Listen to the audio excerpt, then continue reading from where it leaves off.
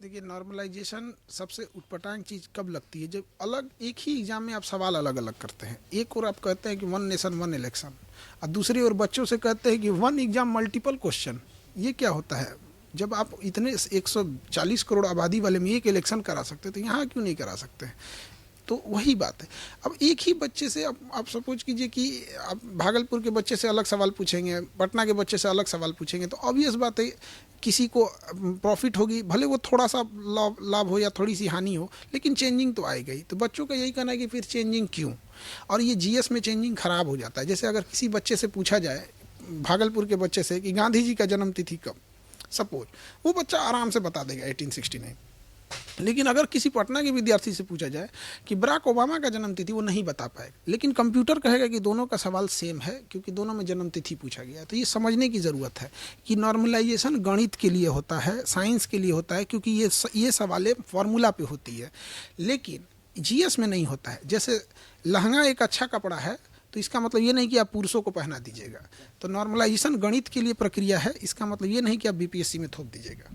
आप उस दिन स्टूडेंट्स का साथ दिया, स्टूडेंट्स पे लाठीचार्ज भी हुई, आप धरना स्थल भी गए, उसके बाद आपको पुलिस ने डिटेन किया, कहा जा रहा था अरेस्टिंग है, लेकिन वो डिटेन था, अरेस्टिंग नहीं थी, डिटेन किया गया था। ले जाया गया। उसके बाद क्या हुआ पुलिस स्टेशन में? क्या पुलिस ने कोई बदसलूकी या कुछ प्रेशर आपके ऊपर बनाया कि स्टूडेंट्स को हटवाइए यहाँ से लेके? नहीं, ये सब चीज़ें पुलिस को, ये इस तरह की बातें पुलिस की छवि को ख़राब करेगी।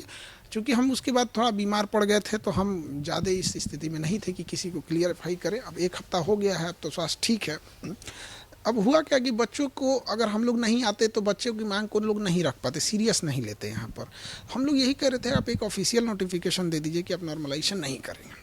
यही बात थी यहाँ पे। जब ऑफिशियल नोटिफिकेशन आते आते रात हो गया, तो हम जब वहाँ से जाने लगे, हमको लगा कि रात हो गया। वहाँ लड़कियाँ थीं हमारे क्लास की, लगभग 2,500 हज़ार लड़कियाँ थीं। अब उनके ऊपर एक जिम्मेदारी बनती है, आप लड़कियों को यहाँ से उतना दूर ले गए हैं, दिन में तो बात चल जाएगी, ठंड का दिन है, रात हो गई थी, ना वॉशरूम की व्यवस्था, ना लाइट की व्यवस्था, वो जगह क्या है, रात में क्या होगा, सिक्योरिटी इशू, तो सारी चीज़ें होती। तो हमें लगा कि अब बहुत हो गया, हम सुबह से यहाँ खड़े हैं, अब हमें खुद जाना चाहिए आयोग की ओर। तो हमें लगा कि हम यहाँ चुपके से निकल जाएंगे। हमें लगा वहाँ पुलिस नहीं है, तो हमको लगा हम निकल जाएंगे, बट वहाँ सिविल ड्रेस में पुलिस वाले थे लोग। तो उसके बाद वो लोग पता नहीं किधर किधर से आ गए और हमसे पूछने लगे कहाँ जा रहे हैं। तो हमको लगा ये तो सिविल ड्रेस में थे 2-4 लोग। हम कहें कि देखिए रात हो गया है, हम जाते हैं बीपीएससी आयोग। तो हमें पता चला कि ये लोग तो मतलब पुलिस के ही हैं यहाँ पे। तो फिर वहाँ से सीनियर आए, वो कहें कि हम आपको आयोग जाने नहीं देंगे। हम उनसे रिक्वेस्ट किए कि रात हो गया है, लड़कियाँ कहाँ जाएंगी, एक नोटिफिकेशन आ जाएगा, हम चले जाएंगे। तो फिर उन्होंने कहा कि नहीं, तब हमको डिटेन करना पड़ेगा। तो हमें थाना, हम देखे नहीं थे, हमको लगा इधर से हम निकल जाएंगे, तो पता चला रास्ता में ही थाना है। तो वो लोग डिटेन कर लिए कुछ देर के लिए। फिर मजिस्ट्रेट सर आए और फिर डीएसपी मैम आई। तो उन्होंने कहा कि अगर अराजकता फैली होगी, कोई तोड़ फोड़ हुआ होगा, तो हम एफआईआर करेंगे। हमने कहा मैम आप जांच कर लीजिए, अगर ऐसा हुआ होगा तो आप एफआईआर कर सकती हैं, आपका तो अधिकार है यहाँ पे। तब तक नोटिफिकेशन आ गया कि नॉर्मलाइजेशन आयोग नहीं कर रही है। तो हमसे ये कहा गया कि अब आपका नोटिफिकेशन आ गया है, अब आप धरना स्थल पे नहीं जाएंगे। ऐसा कोई ज्यादती या कोई अभद्र व्यवहार नहीं किया गया। उसके बाद ही खान सर हॉस्पिटल में एडमिट होते हैं, फोटो आती है, वायरल होता है, ट्रेंड होने लगता है सोशल मीडिया पे। खान सर के साथ जांचती हुई पुलिस थाने में, यही कारण है, तबीयत बिगड़ गई, प्रेशर हुआ, कुछ बदसलूकी हुई खान सर को। क्या ऐसा नहीं हुआ था। एक्चुअली देखिए, उनका ये बस था कि अब जब नोटिफिकेशन आ गया तो आप धरना स्थल पे नहीं जाइएगा।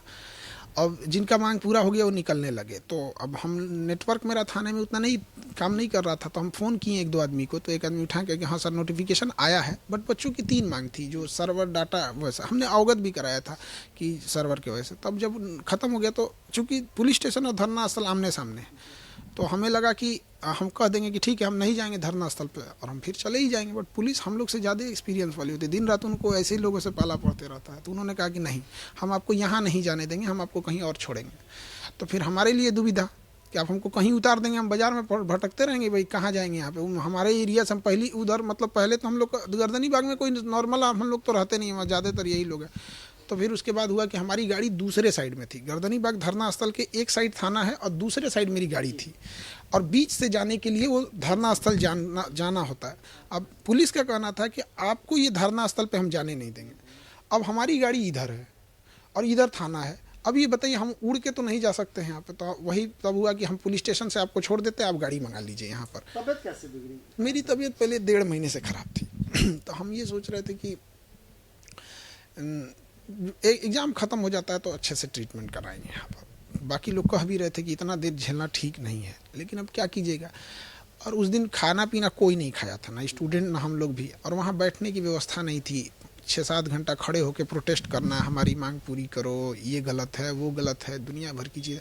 तो वहाँ हमको अचानक वोमिटिंग बहुत ज़्यादा होने लगी। अब हमारे लिए समस्या क्या, अगर हम हट जाते तो बच्चों का मनोबल टूट जाता, और हमारा हिम्मत नहीं कर रहा था खड़े होने का, इतनी वोमिटिंग हो रही थी। अब क्या करें, हमको वहाँ पे करना पड़ता। तब तक उसके बाद हम कपड़े भी मतलब स्वेटर वगैरह नहीं पहने थे, और थाने में बैठाया गया। आयोग इतना लेट कर रहा था, तो घर हम आए तो बीपी चेक किए तो 170 था। अब इतना बीपी के बाद 1-2 आदमी से फ़ोन पे बात किए तो वो लोग भी और डरा दिए कि भाई इसमें कुछ भी हो सकता है, अब जाइए। तो हम डॉक्टर के पास दवा लिए और आ गए। हमें लगा ठीक हो जाएगा, बट अगले दिन तक ठीक नहीं हुआ। तो हमें लगा एडमिट होना पड़ेगा, तब फिर हमको एडमिट होना पड़ा।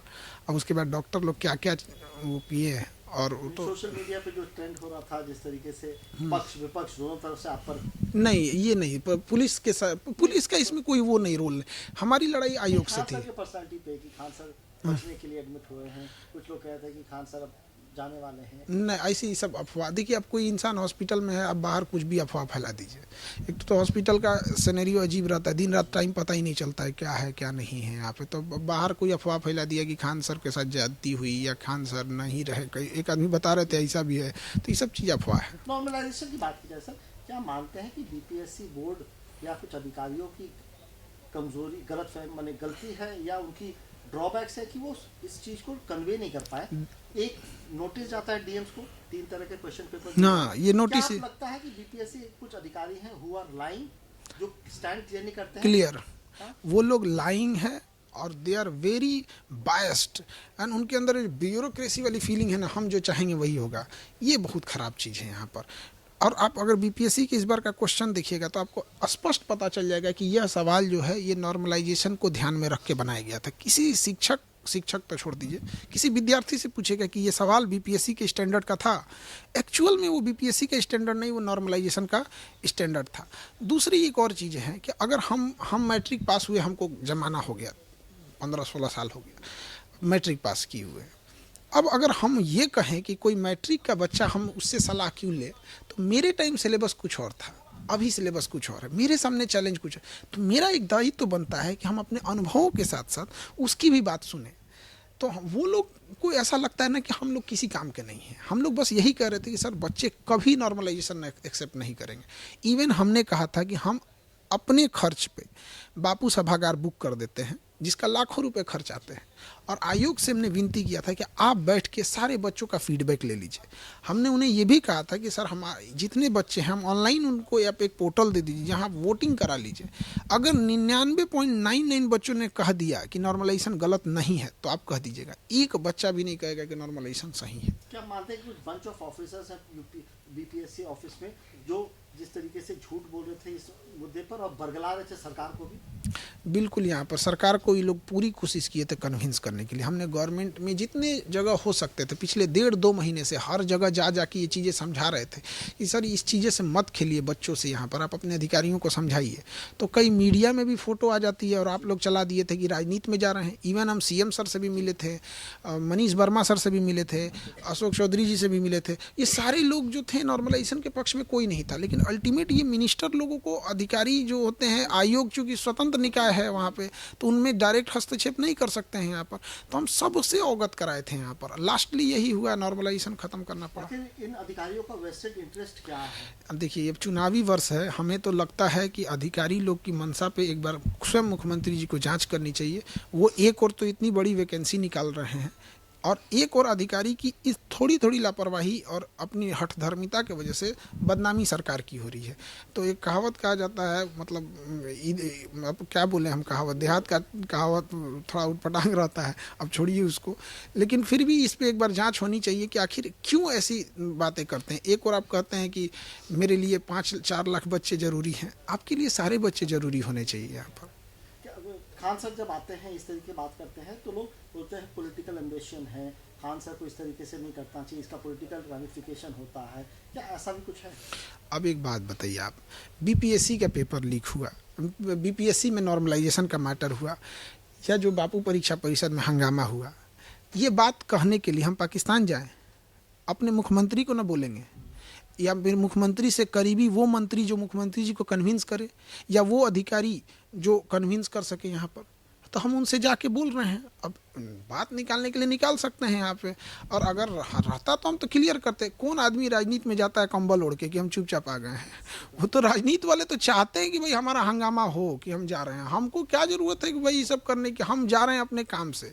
और वहाँ भी स्पष्ट कह रहे हैं कि शिक्षा पे बात हुई। अभी बीपीएससी कोई मतलब क्या है, ये कोई हवाई जहाज का विभाग थोड़ी है। बच्चे आते हैं खान सर के पास पढ़ने के लिए, आखिर बीपीएससी के कुछ अधिकारियों को या बीपीएससी चेयरपर्सन को क्या प्रॉब्लम होती है खान सर से अगर वो बुला के बात कर ले, स्टूडेंट्स के भावना को जान जाए? क्या इसमें कोई परेशानी होनी चाहिए बीपीएससी के चेयरमैन या अधिकारी बोर्ड को? सबसे दुर्भाग्य बात ये है कि जो बीपीएससी में बैठा है उसको अगर विद्यार्थियों की समस्या ही नहीं पता है, उसे खान सर जैसे या अन्य टीचरों से बात करना पड़े, ये दुर्भाग्य है। आप हमसे पूछिए, स्टूडेंट को लॉज में क्या दिक्कत होता है? सवेरे सब्जी बनाएगा, रात में नहीं बनाएगा कि टाइम बचेगा? हम उसके लॉज में गए हैं, हाँ, कितना समस्या है उसको। वो सुबह नाश्ता नहीं करेगा, सब कहेगा सब कि 1 के 2 टाइम खा के रह जाते हैं। भूख लगता है उनको इतना जोर से, लेकिन फिर पेट दाब के रह जाते हैं। हम पूछने जाते हैं, मीटिंग बनाते हैं आप लोगों से या किसी से कि आप बताइए। ये दिखाता है कि आपको उनसे कोई लगाव नहीं है। एक बच्चा कितना मेहनत करके पढ़ता है। आप सोचिए, बीपीएससी के प्री का एग्जाम दिए, जब तक रिजल्ट नहीं आता है दुनिया का कोई विद्यार्थी अपने आप को कंफर्म नहीं कर सकता है, क्योंकि ये कोई बोर्ड एग्जाम नहीं है, ये कट ऑफ पे डिपेंड होता है। अगर कितना भी पढ़ने में तेज रहेगा, कट ऑफ चला जाएगा ज़्यादा तो नहीं होगा। इतना गैर जिम्मेदार हैं ये लोग। बीपीएससी का एग्जाम लेते हैं, मशीन आंसर चेक करती है, 2 दिन में रिजल्ट दे सकती है, बट उसका रिजल्ट देंगे लोग 3 महीना बाद, 2 महीना बाद, और कहेंगे कि अगले महीने मेंस का एग्जाम है। ये तो आपका बच्चा पास हो सकता है जिसको आपने बहुत अच्छा से दुलार से हॉर्लिक्स पीला पीला पाला है, जो मजदूरी कर रहा है, कोई जॉब कर रहा है, उसके लिए आप 1 महीना में कर देंगे। तो वहाँ एक संवेदनशील व्यक्ति की ज़रूरत है, ऐसे व्यक्ति को नहीं जो बूढ़ा हो गया हो और कहे कि हम सीनियर हैं। सीनियर और बूढ़ा में अंतर होता है। क्या आपने कभी जब मुलाकात हुई बड़े बड़े नेताओं से, मुख्यमंत्री से, क्या ये सब बातें रखी? हमने बातें रखी थी, लेकिन हमको बहुत दुर्भाग्य होता है कि बीपीएससी के अंदर से कुछ लोग जाके कन्विंस करने लगे। और कोई भी मिनिस्टर हो या कोई भी हो, वो थोड़ा ज़्यादा होता है कि नहीं ये आईएएस अधिकारी ये जो बोल रहा है सही हो रहा है, बट ऐसा नहीं है। मतलब कि वो जो बोलेंगे वही सही होगा। उनके समय हो सकता था सही। खान सर, एक और चीज़ पूछना है, क्या कोचिंग राइवलरी भी एक कारण है कि जिस तरीके से खान सर हमेशा लाइन न्यूज़ में रहते हैं? देखिए, हम लोग कोई न्यूज़ में नहीं रहते। मेरा 24 मिलियन का चैनल है, दुनिया का सबसे बड़ा चैनल है। उस पर एक वीडियो आप नहीं देखे होंगे जिस पे हमने बोला हो कि हमने बच्चों के लिए प्रोटेस्ट किया या ये किया। अगर हमको यही करना रहता तो हमसे बड़ा चैनल किसी टीचर का नहीं है। एजुकेशन चैनल पूरी दुनिया का 24 मिलियन, आप उस पर देखिए, हमने उस पर कुछ भी नहीं बोला। हमारी लड़ाई कोई फेमस होने के लिए नहीं है। हमारी लड़ाई जो है वो बच्चों को हक दिलाने की है। अगर ये रहता तो हम अपने चैनल पे 10 वीडियो डाले रहते हैं, हमने ये किया, हमने वो किया। आप लोग पकड़ लेते हैं तो हम क्या करें? आपने जो कहा कि बीपीएससी प्रैक्टिकल नहीं है, वो तो साबित हो गया ना। बापू परीक्षा जो सभा है जहाँ एग्जाम, हमने कल ही बोला था न्यूज में कि मंडे को इस पे एक्शन लिया जाएगा। एक्शन हो गया यहाँ पे, वो सामने दिखता है ना। आप इतने दिन से पत्रकार, आप एक सीनियर जर्नलिस्ट है, आप बताइए, आपको नहीं लग जाता है कि किस पे न्याय आएगा, किस पे नहीं आएगा? यहाँ पे तो दिख जाता है कि किस पे ब्लंडर है या मिस्टेक है। जो वीडियोस आए थे सर कि पेपर जबरदस्ती छीना जा रहा है, हमारे पास जब ये खबर आया, हमने सबसे पहले 112 पे फ़ोन किए, फिर 100 नंबर डायल किए, अपने थाना अध्यक्ष को बता दिए, पटना एसएसपी को बता दिए, वायरलेस पे कह दिए, रिक्वेस्ट किए कि भैया हमको हर थाना का नहीं लग रहा है, आप प्लीज़ वायरलेस पे कर दीजिए। यहाँ पर डीएम ऑफिस आपको अवगत करा दिया। हमारा जो कर्तव्य बनता था हमने करा दिया, और उसका हमने प्रूफ भी रख लिया कि देखिए हमने इतने बजे इस नंबर पर फ़ोन किया है। नहीं तो कल को कोई कहेगा कि आप क्यों नहीं जानकारी उपलब्ध कराया, तो हमने करा दिया, उसको वीडियोग्राफी भी करा लिया। बीपीएससी जो जांच कर रही है कि कुछ कोचिंग संस्थान के लोग प्रोवोक कर रहे थे, उनको जांच कीजिए। बीपीएससी को अगर ऐसा लगता है तो हम बीपीएससी से ही कहते हैं और प्रशासन से भी कहते हैं कि नार्को टेस्ट कीजिए और हमसे स्टार्ट कीजिए। हाँ, हम क्या कहते हैं कि परमिशन लेना होता है, हम कहते हैं हम स्वेच्छा से दे रहे हैं, आप मेरा नार्को टेस्ट कीजिए और ऐसे सभी का नार्को टेस्ट कीजिए। कहीं ना कहीं कोई ना कोई इन्वॉल्व है जो इन पेपर सेटिंग करने वाले और बच्चों के बीच में कनेक्शन का काम कर देता है यहाँ पर। तो हो सकता है कि कोई व्यक्ति डायरेक्ट इन्वॉल्व ना हो, उसके लिंक का कोई हो। आप मेरा नार्को टेस्ट कर लीजिए, स्टार्ट हमसे कर लीजिए, हम अपना देने को तैयार हैं। बीपीएससी का पेपर लीक होता है, अलग बोर्ड्स का पेपर लीक होता है, लेकिन सेंटर स्टेज पे कोचिंग संचालन या कोचिंग गुरुज जो होते हैं वो आ जाते हैं। क्या आपको लगता है कि इस गवर्नमेंट को एक कड़ी स्टैंड लेनी चाहिए और एक लाइन ड्रॉ करना चाहिए कि आप हमें क्यों घसीटते हैं इसमें? अब देखिए, इस पे तो गवर्नमेंट को जितना सख्त एक्शन लेना चाहिए वो है। हम तो बोल दिए कि भाई आप नार्को टेस्ट कीजिए और उसके बाद टांग दीजिए फांसी पे। अब हमको इससे अब जांच होगा, कब रिपोर्ट आएगा, जांच में क्या होगा, हमारी बात सुनी गई, तुम्हारी नहीं सुनी गई, मीडिया के सामने रखिए। हम तो कहते हैं जांच कर लीजिए, कितना संपत्ति है, कितना फीस लेते हैं, टैक्स देते हैं कि नहीं देते हैं, क्या रिलेशन, सारा जांच कर लीजिए। हम तो स्टार्ट अपने से करने के लिए कह रहे हैं। देखिए, एक और आखिरी सवाल, आप सब कुछ जांच के लिए तैयार हैं, लेकिन जो दर्शक हैं, जो लोग हैं, वो अभी भी जानना चाहते हैं कि what is the real name of Khan sir? अब देखिए, हम लोग क्या है कि आपको देखिए, हमको नाम से कोई ऐतराज नहीं है, आप समझिए। ऐसा नहीं है कि हम कोई पाकिस्तान से आए हैं या चाइना से आए हैं। बात बस ये है कि जब हमारे पास बच्चे पढ़ने आते हैं, हम ना उनका जाति धर्म कुछ नहीं देखते हैं।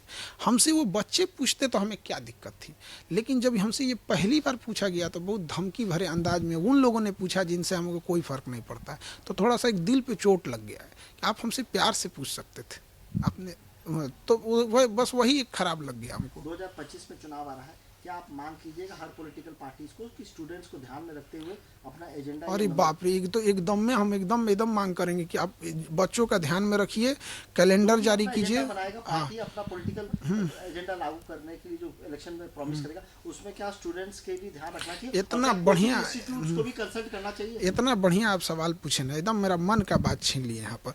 बच्चों का ये नहीं कहना है कि आप उनको 5 करोड़ वैकेंसी दे दीजिए, उनका बस ये कहना है आप 20,000 सीट वैकेंसी दीजिएगा, 5,000 दीजिएगा, 50,000 दीजिएगा, आप इसका एक कैलेंडर जारी कर दीजिए। क्योंकि कोई बच्चा है, अगर उसको आप कह देंगे कि ये जैसे एनडीए का एग्जाम होता है, सीडीएस का होता है, पूरा कैलेंडर जारी है, नीट का है, जेई का है, तो आप उसी तरह से सबका, रेलवे का, एसएससी का, सबका कैलेंडर जारी कर दीजिए। सारे बच्चे खुश हो जाएंगे, कब वैकेंसी आएगी, कब रिजल्ट आएगा, कब मेंस होगा, कब इंटरव्यू। इससे अच्छा चाहिए अभी तो घोषणा पत्र का हिस्सा होना चाहिए। हम लोग बाकी पार्टियों से भी कहेंगे कि भैया प्लीज आप घोषणा पत्र का हिस्सा बनाइए। इससे हम लोग से जो सहयोग होगा इस मामले में, हम सबका सहयोग करने को तैयार है। एक आखिरी सवाल, दिल्ली में भी एक सर हैं ओझा सर, उन्हें आम आदमी पार्टी ने इलेक्शंस में उतारा है, कैसे देखते हैं इसे? और पिछले दिनों जब आपकी कुछ मुलाकातें हुई, राजनीतिक मुलाकातें, उसके बाद पटना में भी हलचल शुरू हो गई है। अब ये हलचल आप ही लोग पैदा कर देते हैं, अब हम क्या करेंगे इसके लिए? हमको पढ़ाने देखिए, 24 में लोकसभा था तो भी हमको कहा गया, हमें नहीं इलेक्शन था, और ये 25 में भी है। अब इसमें आप लोग जब तक ये इलेक्शन ख़त्म नहीं हो जाएगा ना, कोई ना कोई आके जरूर सवाल पूछेगा कि आप जाएंगे कि नहीं जाएंगे, हमको काहे वहाँ ज़बरदस्ती भेजना चाह रहे हैं। दूसरा कि ओझा सर जो हैं, तो ओझा सर एक पढ़े लिखे व्यक्ति हैं। अब कोई शिक्षित व्यक्ति जा रहा है तो हमारे जैसे हजारों लोग पढ़े लिखे हैं यहाँ पर, तो हम क्या कहते हैं, जो भी शिक्षित व्यक्ति जा रहा है उसका स्वागत है। और एक बात तो है ना कि आप उस व्यक्ति में आपको पसंद ना पसंद अलग बात है, आप ये मानते हैं ना कि शिक्षित व्यक्ति हैं, और एक और कहते हैं कि शिक्षित लोगों को आना चाहिए, और एक और अगर कोई शिक्षित व्यक्ति चल जाएगा तो आप कहेंगे कि काहे चल गया। तो भाई पहले एक डिसाइड कर लो कि भाई पढ़े लिखों को भेजना है कि नहीं भेजना है। बाकी जितने लोग पढ़े लिखे हैं वो सब जाएं वहाँ पर, और लोकतंत्र की यही मैच्योरिटी आएगी जब आप हवाई चप्पल पर बैठा व्यक्ति हवाई जहाज पर चलने वाले प्रधानमंत्री से सवाल पूछ सके। सर, आज तबला वादक उस्ताद जाकिर हुसैन साहब कैसे देखते हैं, कितनी बड़ी क्षति? देखिए, ये तो बहुत बड़ी क्षति है, क्योंकि ना जो हमारे ट्रेडिशनल संगीत हैं, जैसे सितार हो गया, तबला हो गया, सारंग हो गया, इसको ये लोग अब विलुप्त हो रहा है। आप देखिए, ये आजकल का ये वेस्टर्न नाच गाना आ गया है, भरतनाट्यम विलुप्त हो रहा है, और ऐसे में ऐसे महान लोगों का निधन हो जाना, ये तो अब अभूतपूर्व क्षति है। दूसरा, हमारे यहाँ बिहार से शारदा सिन्हा जी, तो अब इसको कैसे कि इसकी कोई भरपाई नहीं है।